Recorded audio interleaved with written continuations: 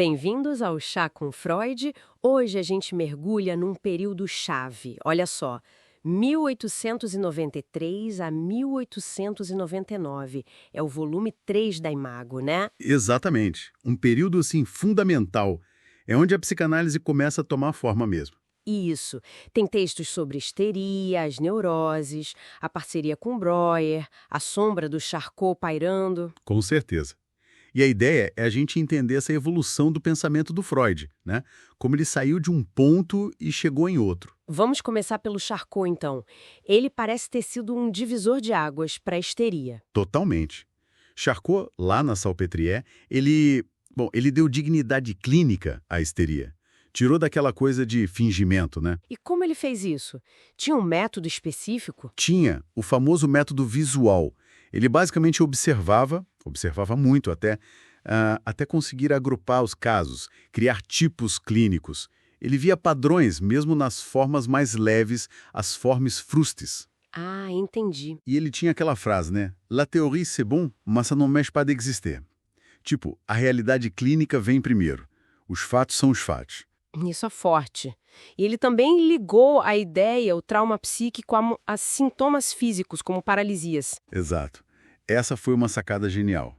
Perceber que uma ideia, uma representação mental, podia causar um efeito físico real, tipo uma paralisia histérica pós-trauma. Isso abriu um caminho imenso. Uhum. E imagino que isso conecte direto com o trabalho com o Breuer. Direto. Os estudos sobre a histeria, o caso da Ana ou tudo começa aí. A descoberta central deles foi que os sintomas histéricos vinham de experiências antigas, muito carregadas de emoção, que não foram descarregadas. Essa é a tal da abreação. Isso, a abreação. Seria a descarga adequada da emoção ligada àquela memória.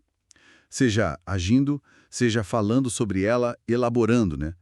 Se isso não rola, a emoção fica ali meio que estrangulada e vira sintoma.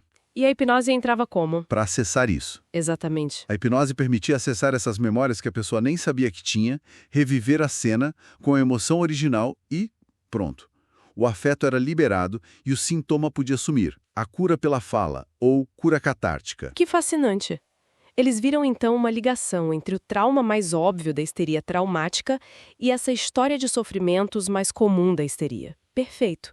A lógica era parecida. Um afeto que não encontrou saída adequada e acabou se manifestando no corpo ou no comportamento. Mas o Freud não parou aí, né? Ele começa a falar em defesa. O que muda com essa ideia? Muda bastante coisa.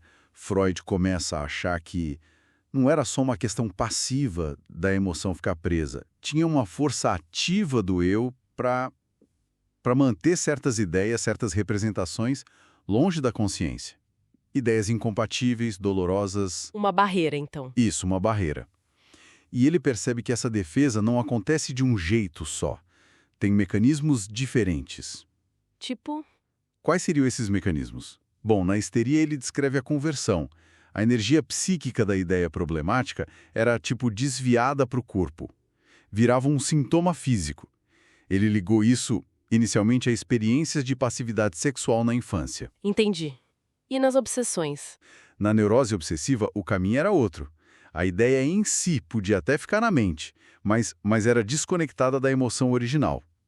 E essa emoção solta, vamos dizer assim, se agarrava em outra ideia, que não tinha nada a ver, e aí essa segunda ideia virava a obsessão. Que complexo. E nesse caso, ele associou mais a uma experiência infantil de atividade sexual, que depois gerou culpa, autorrecriminação. Ele também começa a esboçar uma ideia quase quantitativa. Como assim, quantitativa? Ele fala numa soma de excitação, uma carga de afeto, como se fosse uma energia mesmo, que podia aumentar, diminuir, se mover de uma ideia para outra. É uma tentativa de criar um modelo mais científico, talvez. Faz sentido dentro da época. E aí ele descreve a neurose de angústia, que seria diferente. Diferente como? A causa não seria um conflito, uma memória reprimida lá da infância.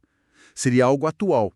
Acúmulo de tensão sexual física mesmo, por abstinência, coito interrompido, excitação sem descarga.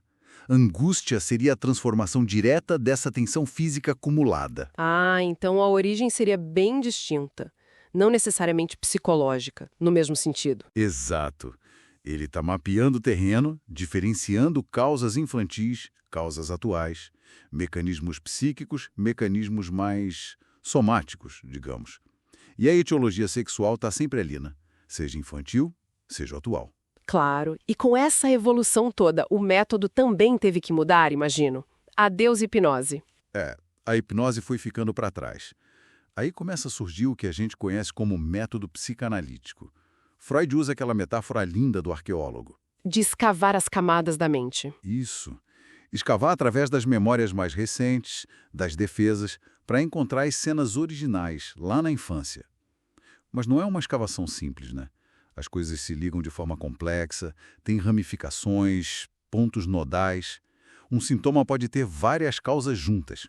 A sobredeterminação. Exatamente.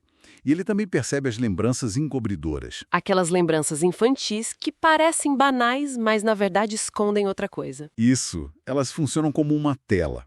Podem esconder, mas ao mesmo tempo apontar para conflitos ou fantasias mais importantes, às vezes até posteriores a essa lembrança infantil e muitas vezes de natureza sexual. Nossa, quanta coisa nesse volume 3. A gente vê o Freud saindo da sombra do Charcot e do Breuer, criando conceitos originais como defesa, conversão, a importância da sexualidade e plantando as sementes do método psicanalítico. É uma construção teórica e clínica muito rica, né? Vemos as ideias nascendo, sendo testadas, modificadas ali no calor da hora. E fica a pergunta, né? Mesmo com tudo que veio depois, o quanto dessa base, dessa ideia de que o passado e os conflitos inconscientes nos moldam, ainda é relevante para a gente hoje. Uma excelente reflexão para a gente levar. E para quem quiser continuar essa conversa e explorar mais Freud, é só se inscrever aqui no Chá com Freud. Deixe sua opinião, suas perguntas sobre o que a gente discutiu. Isso aí, a troca é sempre bem-vinda. Até a próxima!